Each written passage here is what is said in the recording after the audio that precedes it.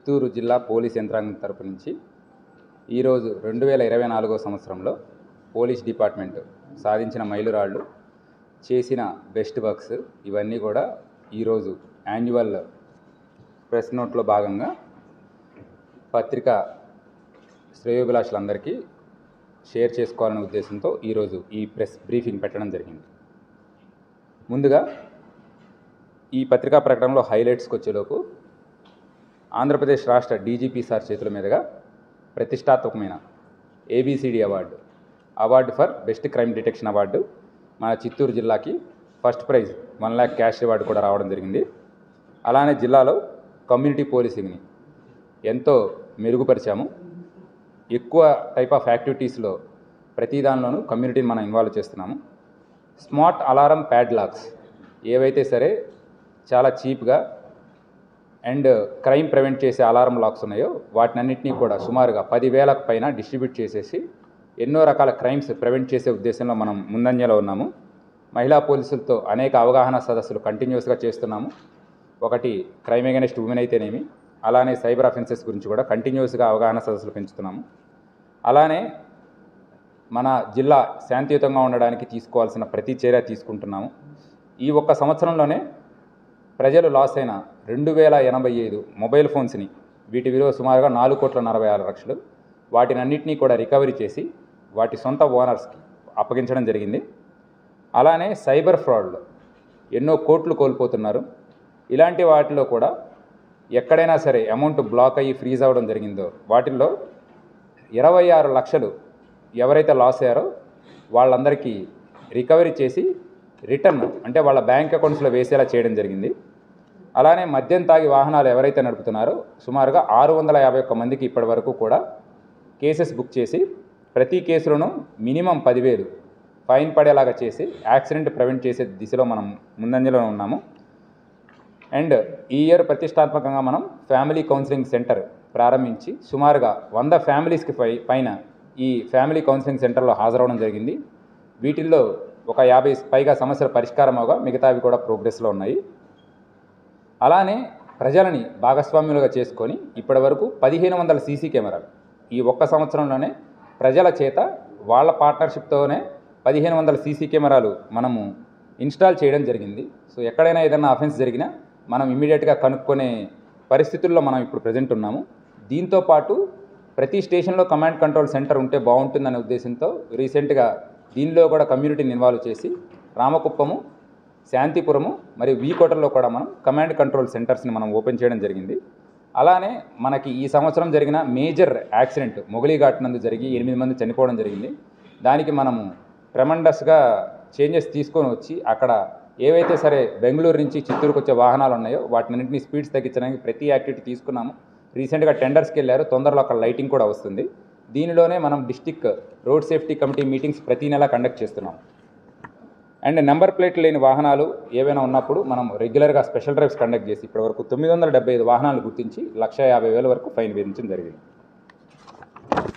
ఇప్పుడు డీటెయిల్స్లోకి వెళ్ళినట్లయితే ఈ సంవత్సర కాలంలో మన దగ్గర అయిన వివిధ కేసుల్లో చూసుకుంటే సుమారుగా ప్రాపర్టీ అఫెన్సెస్ వచ్చేలోపు 6,17,00,000 ప్రజలు కోల్పోగా ఇప్పటి వరకు సుమారుగా 2,69,00,000 మనం రికవరీ చేశాం. అంటే మన ప్రజెంట్ రికవరీ 43.67. ఇవే కాకుండా 2023కి సంబంధించిన అఫెన్సెస్లో కూడా చాలా అఫెన్సెస్లో మనం డిటెక్ట్ చేసి వాటి ఓనర్స్కి ఆ ప్రాపర్టీ రికవరీ చేసి ఇవ్వడం జరిగింది.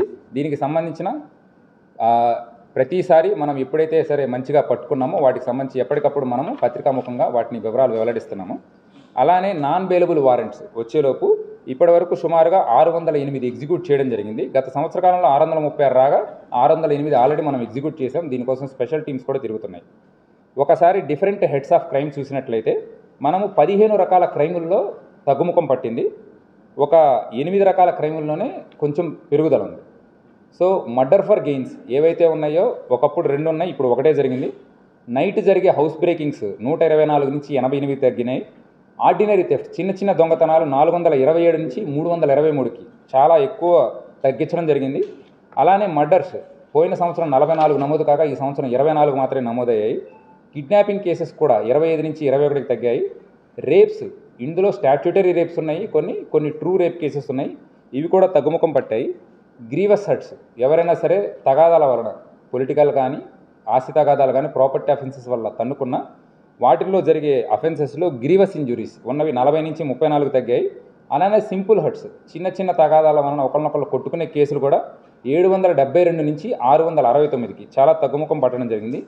చీటింగ్స్, మోసం చేసే విధానాలు కూడా తగ్గినాయి. 197 నుంచి 140 కేసులు మాత్రమే నమోదయ్యాయి. క్రిమినల్ బ్రీచ్ ఆఫ్ ట్రస్ట్, నమ్మక ద్రోహం కేసులు కూడా 34 నుంచి 31 తగ్గాయి. కౌంటర్ ఫీట్ కరెన్సీ కేసు ఏమీ నమోదు కాలేదు. అలానే స్టూపిఫైయింగ్ డ్రగ్స్, అదర్ గంజా కాకుండా అదర్ టైప్ ఆఫ్ డ్రగ్స్ ఉంటాయి, అటువంటి కేసులు ఇటువంటి నమోదు కాలేదు. సైబర్ అఫెన్సెస్ ఫ్రాడ్స్ కూడా గత సంవత్సరం 58 నమోదు కాగా ఇప్పుడు 41 మాత్రమే నమోదయ్యాయి. అండ్ నాన్ ఫేటల్ రోడ్ యాక్సిడెంట్స్కి, అంటే ఏదైనా సరే ఇంజురీస్ మాత్రమే ఉండి సో ఎవరు ప్రాణాపాయం కోల్పోని పరిస్థితుల్లో ఉన్న యాక్సిడెంట్స్ కూడా తగ్గడం జరిగింది. అండ్ ఓవరాల్గా ఐపీసీ కేసులు కూడా 3400 ఉండగా ఇప్పుడు కేవలం 1394 మాత్రమే నమోదయ్యాయి. సో ఈ 15 రకాల హెడ్స్ ఆఫ్ క్రైమ్ కూడా తగ్గుముఖం పట్టింది. కొన్నిటిలో మైనర్గా పెరిగినాయి. వీటిల్లో డెకాయిటీ, ఎవరైతే సరే 4 లేదా అంతకంటే 5 ముద్దాయిలు ఉంటే వాళ్ళు కలిపి చేసే ప్రాపర్టీ అఫెన్సెస్ పోయిన సంవత్సరం 1 ఉండగా ఇప్పుడు 3 ఉన్నాయి. అలానే రాబరీ అఫెన్సెస్ ఇప్పుడు జరగడం జరిగింది. రీసెంట్ వీటినన్నింటినీ కూడా మనం క్రాక్ చేసేసి దాన్ని మనం మీడియాకు కూడా చూపించడం జరిగింది. ఇవి 8 నమోదయ్యాయి. ఉదయం పూట జరిగే హౌస్ బ్రేకింగ్స్ 31 ఉండగా 39, అంటే ఉదయం పూట జరిగే అఫెన్సెస్ కొంత పెరగడం జరిగింది. అలానే కల్పబుల్ హోమిసైడ్, అంటే వాళ్ళకి ఎటువంటి చంపాలనే ఉద్దేశం ఉండదు, కానీ ఒక ఇన్సిడెంట్లో ఎవరో ఒకరు చనిపోతుంటారు, ఏదైనా కొట్టడం వలన, గట్టిగా కొట్టడం వలన, ఆస్తి తగాదాల్లో కొట్టుకోవడం వలన. ఇవి పోయిన సంవత్సరం 9 ఉండగా ఈ సంవత్సరం 10 నమోదయ్యాయి. అలానే రైటింగ్ కేసులు, అంటే ఎవరైనా సరే గ్యాంగ్గా ఫామ్ అయ్యి రైటింగ్ చేయడం, ఇవి అన్నీ కూడా ఎలక్షన్స్ వలన ఈ సంవత్సరం కేసులు కొద్దిగా పెరగడం జరిగింది. అటెంప్ట్ టు మర్డర్ కేసులు, ఒకళ్ళని చంపాలనే ఉద్దేశంతో జరిగే ఇన్సిడెంట్స్ కూడా ఎలక్షన్స్ పరంగా కొన్ని కేసులు నమోదు చేయడం జరిగింది. అలానే ఫ్యాటల్ రోడ్ యాక్సిడెంట్స్ కొంత పెరగడం జరిగింది. ఫస్ట్ 6 నెలలు కూడా మనం ఎక్కువ ఎలక్షన్స్ ఈ బందోబస్తులో ఉండడం వలన రోడ్డు భద్రత మీద మనం వేసే ఈ ఛాలెంజ్ కొంత తగ్గుముఖం పట్టినాయి. బట్ డ్రంక్ అండ్ డ్రైవ్ వీటన్నిటిని కూడా చివరి 6 నెలల్లో వేసి ఇప్పటి వరకు 2430 డ్రంక్ అండ్ డ్రైవ్ కేసెస్ వేయడం జరిగింది. అలానే 51,000 ఈ ఛాలెంజ్ వేయడం జరిగింది. నెక్స్ట్ ఎర్రచందనం కేసులకి వచ్చేలోపు మన జిల్లా ఎర్రచందనం పెరగడానికి అవకాశం ఇవ్వకపోయినా ట్రాన్సిట్ ప్లేస్గా ఉండడం వలన ఈ సంవత్సరంలో సుమారుగా 6 కేసులు నమోదు చేసి 19 మంది ఎర్రచందనం స్మగ్లర్లని 2268 కేజీల బరువు గల 121 ఎర్రచందనం దొంగల్ని స్వాధీనం చేసుకున్నాము. 7 వాహనాలను కూడా సీజ్ చేయడం జరిగింది. నెక్స్ట్ ఈ సంవత్సరం మనకి చాలా రకాల అఫెన్సెస్లో మనం ఇమీడియట్గా రెస్పాండ్ అయ్యి కేసుల్ని త్వరితగతిన మనము ఛేదించడం జరిగింది. వాటిల్లో కొన్ని ఇంపార్టెంట్ కేసులు మేము ముందుంచుతున్నాము. మే 7వ తారీఖున ఎలక్షన్స్ టైంలో 43 లక్షల విలువ గల కర్ణాటక మద్యం మన రాష్ట్రంలోకి ఎంటర్ అయ్యేటప్పుడు మనం ఆ కంటైనర్ని పట్టుకొని అందులో మనం అరెస్ట్ చేయడం జరిగింది. సో ఇది మనకి ఇప్పటిదాకా ఉన్న అతిపెద్ద ఎన్డీపీఎల్ కేసు. అలానే జూలై 7వ తారీఖున గుడిపాల మండలంలో వేలూరుకి అతి సమీపంలో ఒక ఏటీఎంలో రాత్రిపూట వచ్చి దొంగతనం చేయడం జరిగింది. సో దానిలో సుమారుగా 27 లక్షలు కోల్పోయారు. ఇందులో కూడా మనం హర్యానాకి వెళ్ళి వాళ్ళ పట్టుకొని రావడం జరిగింది. అలానే ఈ కేసులో అనంతపూర్లో కూడా తర్వాత పట్టుకున్నారు మనం ఇచ్చిన క్లూస్తో. ఇందులోనే మనకి ప్రతిష్టాత్మకమైన ఏబిసిడి అవార్డు వచ్చింది. నెక్స్ట్ జూలై 7వ తారీఖున ఉదయం 10:30కు కార్వేటి నగరం ఒక మసీదు మిట్ట వీధిలో జరిగిన ఒక కేసులో 176 గ్రాముల బంగారం, 540 గ్రాముల వెండి ఇవి పోతే అందులో మనము ఎవరైతే అఫెన్స్ చేశారో వాళ్ళని పట్టుకొని మనము వాళ్ళని రిమాండ్ చేయడం జరిగింది. అలానే పూతలపట్టు పోలీసులు సుమారుగా 50 ద్విచక్ర వాహనాలని మొత్తం రికవరీ చేసి వీటన్నిటి విలువ 45 లక్షలు ఉంటుంది. దానిలో కూడా అఫెండర్స్ని మనం పట్టుకొని సందీప్ అని ఎవరైతే మేజర్గా చేస్తుంటారో అతన్ని కూడా మనం అరెస్ట్ చేసి రిమాండ్కి పంపించాము. అలానే దొంగ మాటలు చెప్పేసి ఇళ్లకు వెళ్ళి ఏదైనా ఇంట్లో ఉండే వాటిని బంగారు ఆభరణాలను తీసుకువెళ్ళే గ్యాంగ్ ఉంది. దీన్ని కూడా ఆగస్టు 27వ తారీఖు మనం అరెస్ట్ చేసి సుమారుగా వాళ్ళ దగ్గర 4.5 లక్షల విలువ గల బంగారు ఆభరణాలు మనం రికవరీ చేశాం. అలానే చిత్తూరు పట్టణంలో ఇంటి దొంగతనంలో ఒక కేసులో సుమారుగా 8.5 లక్షల విలువ పోతే దానికి సంబంధించిన వాళ్ళని కూడా ఢిల్లీలో మనం అరెస్ట్ చేసి తీసుకురావడం జరిగింది. అండ్ పూర్తి వాల్యూని కూడా మనం రికవరీ చేసి ఇచ్చాము.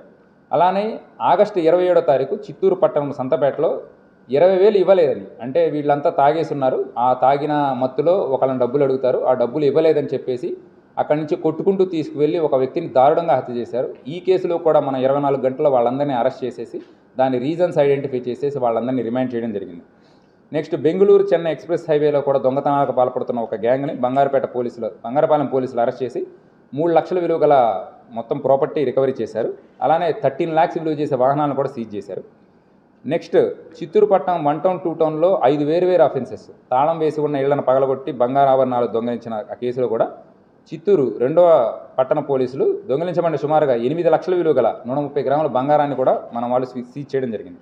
అలానే రీసెంట్గా ఒక డెకాయిటీ కేసు జరిగింది గుడిపాల పోలీసులో. 5 అంతర్రాష్ట్ర ముఠాను వాళ్ళు రోడ్డు మీద వెళ్తున్న వెహికల్స్ని ఆపేసి దాని మీద వాళ్ళ ఉన్న ప్రాపర్టీని వెహికల్స్ని కూడా తీసుకున్నారు.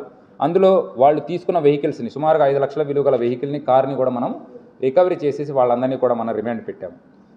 అండ్ నవంబర్ 14వ తారీఖున రామకుప్పం మండలంలో ఐటీ అధికారులు అంటూ ఒక ఇంటికి వచ్చేసేసి వాళ్ళ ఇంట్లో చాలా నగలు, డబ్బులు ఉన్నాయనే ఇన్ఫర్మేషన్తో వాళ్ళందరినీ కూడా కిడ్నాప్ చేద్దామని 7గురిని ఒక 3 కార్లు తీసుకొని వెళ్తుంటే ఆ రోజు night beat staff vehicles check చేస్తూ అనుమానంగా ఉందని ఆ వెహికల్స్ని ఆపడము, అందులో ఉన్న 7గురిని కూడా బయటకు విడిపించడము జరిగింది. బట్ అదే అదనంగా చూసుకొని అర్ధరాత్రి 1 గంట సమయంలో వాళ్ళంతా కూడా పారిపోయారు.